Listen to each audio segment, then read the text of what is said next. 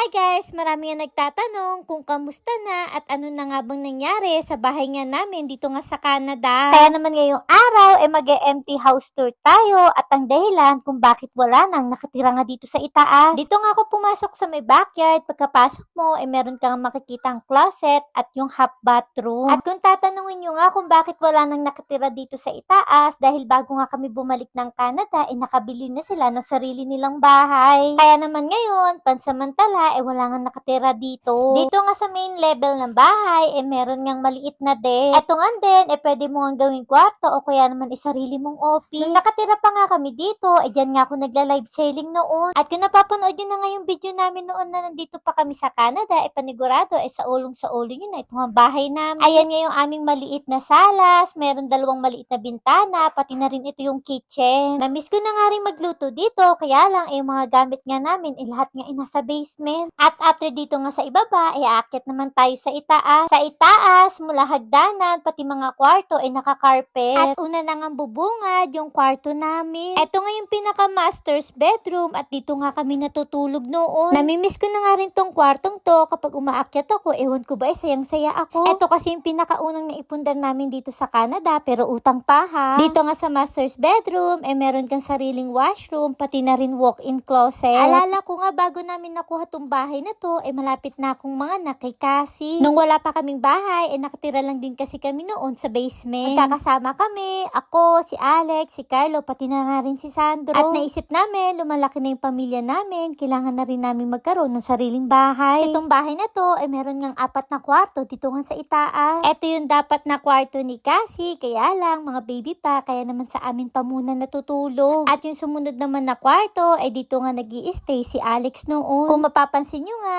medyo magulo pa dahil kaalis nga lang din nung tumira dito. At balak nga rin namin papinturahan ng bago at ipalinis. Bukod kay Sandro, pati na nga rin kay Alex, syempre, meron ng sariling kwarto si Cassie. At kagaya nga nung sabi ko, hindi rin talaga sila natutulog dito, kaya naman parang naging tambakan na lang din namin to. Medyo magulo pa nga yung pader, kung mapapansin nyo, meron nga mga patsi-patsi. At dito nga pala sa itaas, meron 2 full bathroom. Yung isa, dun nga sa pinakang master's bedroom, at yung isa, dito naman. Meron nga tong sariling bathtub, dun nga sa kwarto namin, wala. Kaya noon, kapag gusto ko nga magbabad, dito nga ako naliligo sa CR nila Alex. At sa mga nagtatanong nga pala kung bakit hindi pa nga kami lumilipat, dito nga sa pinakang bahay. Kung bakit hanggang ngayon, nasa basement pa rin kami nakatira. Ang totoo niyan, pinalano nga namin ibenta tong bahay. Pero parang bigla nga nagbago yung ihip ng hangin, parang hindi pa nga namin kayang i-let go. Dahil ito nga bahay namin dito sa Canada, malaking part sa buhay namin. Kaya naman napagpasyahan nga namin na huwag munang ibenta. At madalas naman, babalik at babalik pa rin kami dito. Kaya naman imbis nga ibenta, pauupahan na lang din muna namin. At bago nga paupahan ulit, syempre, kailangan maayos ang bahay. Nung pinaplano nga namin ibenta tong bahay, pinapinturahan namin. Kaya naman mabilis lang din yung transition ng mga panahon na yan. At ayan nga, napinturahan na yung buong bahay. After namin pinapinturahan, pina-carpet clean naman namin. At talaga naman pinaayos nga namin yung bahay dahil balak talaga naming ibenta. Pero okay na nga rin na pinaayos para naman yung susunod na titira maayos yung tutuluyan. Pina-carpet cleaning, pinapinturahan at pinaayos yung mga dapat ayusin. Kung naghahanap nga rin kayo ng nagka-carpet cleaning at nagre-renovate ng bahay, ilalagay ko na nga lang din yung contact details sa comment section. Pilipino nga yung may-ari, kaibigan namin, kaya naman hindi nga mahirap kausap. At kung naghahanap nga kayo ng mauupahan na bahay dito nga sa Calgary, maganda nga tong lugar namin. Ito nga bahay namin, merong 4 na kwarto at 2.5